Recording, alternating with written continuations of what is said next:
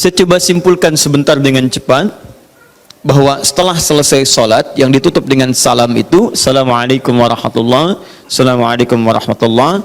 Kata Al-Quran, jangan terburu-buru untuk beraktivitas yang lain sebelum Anda menyempurnakan satu amalan, yang amalan ini begitu dahsyat dalam pandangan Allah Subhanahu wa taala.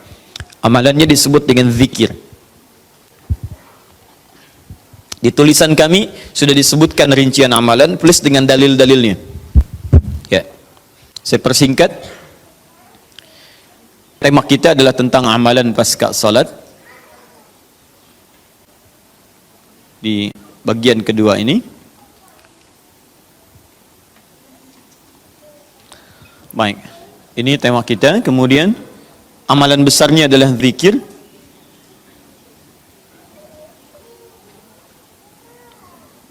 Dalilnya di Quran surah keempat An-Nisa ayat 103. Ini tema besar kita. فَإِذَا قَضَيْتُمُ الصَّلَاةَ فَاذْكُرُوا اللَّهَ. Fokus. Maka jika Anda telah tuntas mengerjakan salat, segeralah berzikir kepada Allah Subhanahu wa taala. Ingat, amalan pasca salat yang diutamakan apa? Zikir.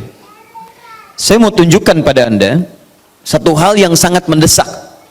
Kenapa amalan ini begitu sangat ditekankan oleh Al-Quran?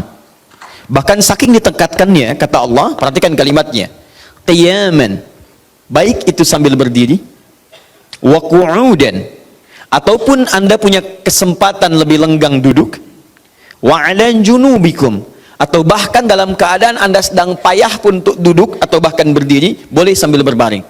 Perhatikan, saking pentingnya amalan zikir ini, itu Al-Quran seakan menghadirkan semua situasi untuk menggunakan amalan ini. Ya, bukan tidak ingin menoleransi, tapi ada sesuatu yang penting di sini. Saking pentingnya seakan-akan kalau dalam bahasa yang lain, tolong jangan tinggalkan ini. Ya, kalau Anda memang buru-buru, harus langsung bangkit pasca sholat. Ada yang bahkan setelah salam subuh, Assalamualaikum, Assalamualaikum, saya harus kejar ke tempat pekerjaan, langsung mau berangkat. Nah, terburu-burunya Anda untuk mengejar pekerjaan itu tidak menghalangi Anda untuk berpikir. Kalau bisa sambil jalan pun zikir aja, ayo lakukan, kerjakan amalannya. Kalau Anda senggang, duduk dengan tenang, lakukan. Kalau amalan ini tidak penting, mustahil Anda diminta untuk mengerjakannya, sekalipun dalam pekerjaan yang sifatnya darurat Anda mesti lakukan. Paham sampai sini? Baik, nah nanti kita akan lihat apa rahasianya amalan-amalan ini, zikir ini. Kemudian kita nanti akan urutkan seperti pertemuan lalu telah saya turunkan beberapa bagian-bagiannya. Nanti kita akan gali apa esensi dan rahasia di balik kalimat-kalimat zikir yang kita sampaikan itu. Baik, saya percepat. Zikir seperti pertemuan lalu adalah setiap aktivitas yang mampu mengingatkan dan mendekatkan kita dengan Allah Subhanahu wa taala. Jadi ada dua nih. Satu ingat, kedua dekat. Awas, ini selalu menyatu, terkait berkelindan, tidak akan pernah berpisah. Di orang yang ingat Allah pasti memiliki kedekatan dengan Allah. Jelas ya? Baik, jadi kalau cuma ingat tidak membuat dia dekat, ini bermasalah. Ketika seseorang ingat pada Allah, hubungannya menjadi dekat dengan Allah. Ketika menjadi dekat, maka dia akan dipelihara oleh Allah Subhanahu wa taala. Dipelihara dari maksiat dan segala yang menyulitkan dia dalam kehidupannya. Makanya mustahil ada orang berzikir tapi berbuat maksiat kepada Allah. Apa nih? Mereknya Akhir TV. Jangan, itu bir. Oh, pakai bismillah dulu lah, mungkin berkurang dosanya dikit. Enggak bisa. Jadi tidak akan bersanding taat dengan maksiat. Anda ingat Allah, mustahil berbuat maksiat. Ya, maaf, seorang karyawan yang ingat Allah tidak akan bermaksiat dalam pekerjaannya. Seorang ibu istri yang ingat Allah tidak akan bermaksiat dalam rumah tangganya. Seorang anak yang ingat Allah tidak akan pernah bermaksiat dalam kehidupannya. Maka dari itu, nanti kita akan lihat puncak zikir, apakah hanya dalam pasca sholat saja atau dalam aktivitas yang lainnya. Maka yang pertama, ini akan membantu mengingatkan dia kepada Allah. Yang kedua, membuat hubungannya dekat dengan Allah Subhanahu wa taala. Nah, amalan ini ada setidaknya 6-7 amalan. Hari ini saya janjikan untuk mengurutkan amalan-amalan ini. Ya, saya ingin tes dulu apakah Bapak Ibu masih ingat atau tidak. Satu apa? Istighfar. Istighfar. Saya tuliskan satu, istighfar. Apa dalilnya? Cepat saja, kalau tidak tahu katakan apa? Allahu a'lam. Baik, masih ingat? Saya sebutkan kemarin hadis Nabi di riwayat Muslim hadis 591. Masih ingat? Baik, ini ada istighfar. Baik, yang kedua apa? Allahu a'lam. Enggak ada, Bu, Allahu a'lam. Baik. Assalamualaikum warahmatullahi wabarakatuh. Assalamualaikum warahmatullahi wabarakatuh. Astagfirullah, astagfirullah, astagfirullah. Allahu a'lam, Allahu a'lam. Enggak ada. Baik. Baik, kita lihat ini istighfar atau masuk kepada kalimat thayyibah. Dalilnya Quran surah keempat ayat 103, kan? Kemudian yang kedua, bisa juga bacaan Al-Quran. Bacaan Al-Quran. Baik, Quran surah ke-15, dalilnya ayat ke-9.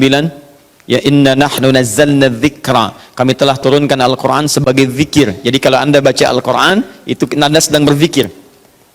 Kemudian bisa juga hafalan Al-Quran. Anda menghafal misalnya.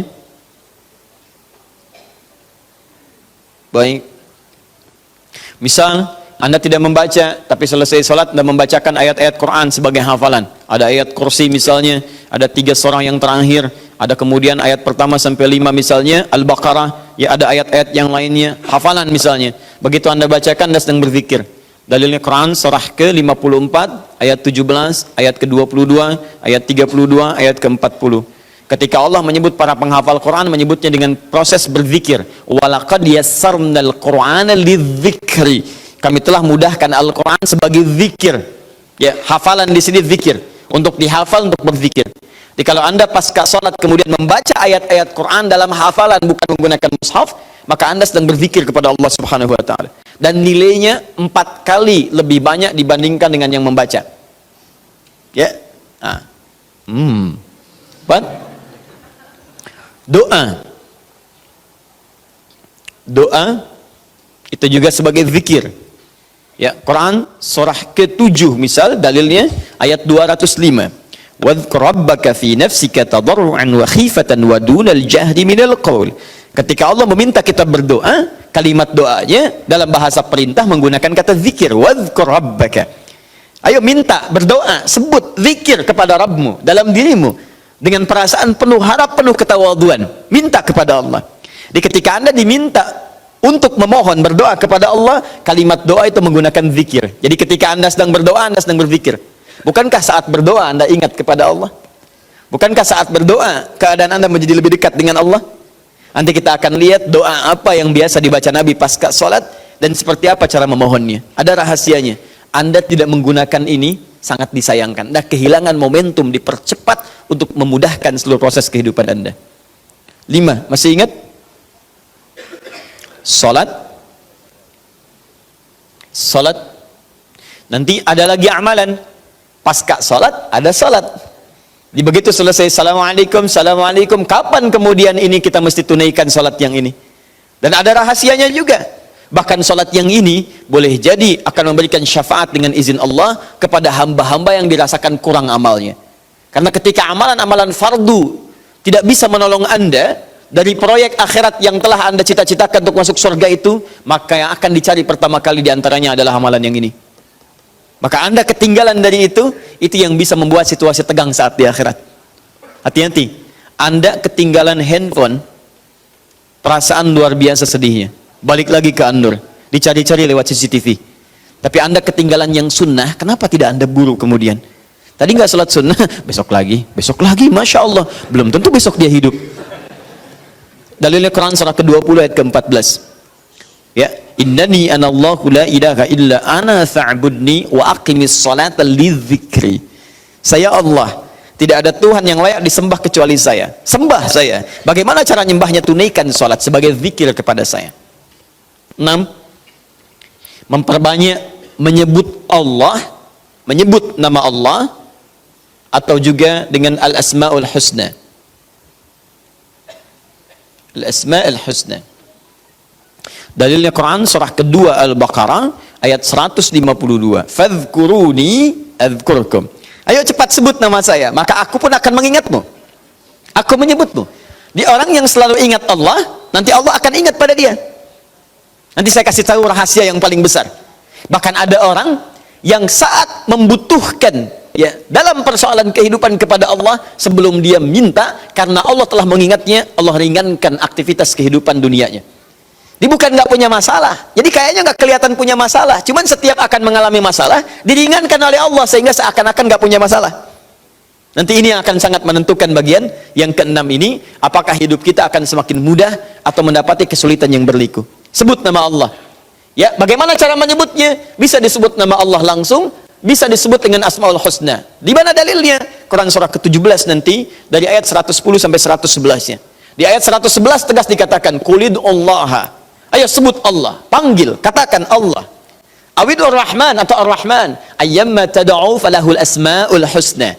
Maka kapanpun Anda bisa memanggilnya, memintanya, Anda boleh memanggil dengan nama yang terbaik sesuai dengan kebutuhan Anda. Nanti saya kisahkan, ada orang baru selesai sholat, kemudian menyebut nama ini, dan satu di antara nama yang paling luar biasa, ketika dia selesai kata Nabi, dari mana kamu tahu menyebut dengan nama itu? Tahukah engkau, jika engkau melakukannya, maka engkau telah memanggil Allah, yang dengan panggilan itu, jika meminta akan segera diberikan, jika berdoa akan segera dikabulkan. Rahasianya luar biasa, nanti kalau sudah tiba waktunya. Hadisnya sahih. Ya. Saking sahihnya, ini ditempatkan oleh Sayyid Qutb di dalam satu kitab yang Al-Aqaid Al-Islamiyah, padahal kitabnya tentang akidah, ketika membahas tentang asma wa sifat, nama-nama Allah subhanahu wa ta'ala. Hadis ini dimasukkan, padahal hadis ini amalan tentang amalan pasca salat. Ketujuh, bagian terakhir, ini adalah indikator yang paling penting, yang terakhir ini, sampai saya pisahkan tersendiri dalam aktivitas harian. Zikir paripurna. Ini yang zikir paripurna. Makanya saya kasih garis. Ini amalan pasca salat disebut dengan zikir, bukan amalan biasa, tapi semua amalan ini akan dibawa kepada seluruh aktivitas hariannya. Bukankah pasca salat ada yang jalan, pasca salat ada yang kerja, pasca salat ada yang makan, pasca salat bahkan ada yang masak, pasca salat ada yang bicara? Maka orang yang pasca salat zikirnya itu benar, latihan zikirnya, maka makannya adalah makan dengan berzikir kepada Allah, bicaranya zikir kepada Allah, jalannya zikir kepada Allah subhanahu wa ta'ala. Nanti saya turunkan ayat-ayatnya, bagaimana orang berjalan sambil zikir, bagaimana orang kemudian makan zikir, bagaimana orang bicara zikir. Jangan-jangan selama ini kita hidup 24 jam tapi aktivitas kita tidak dalam rangka zikir kepada Allah subhanahu wa ta'ala.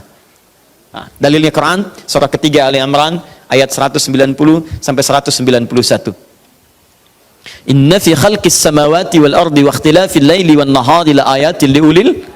Siapa ulul albab itu? Ayat selanjutnya, alladzina yadhkurunallaha. Mereka itu orang-orang yang senantiasa zikir pada Allah subhanahu wa ta'ala. Qiyaman, dalam keadaan dia berdiri, wa qu'udan, ataupun dia duduk, wa ala junubihim, atau bahkan sedang tidurnya. Tidurnya disebut sebagai zikir, berdirinya disebut sebagai zikir, duduknya disebut sebagai zikir. Dan ahli zikir ini adalah orang-orang yang akan dimuliakan bahkan oleh Allah ketika kembali ke akhirat nanti, dan dipuji-puji oleh Allah subhanahu wa ta'ala.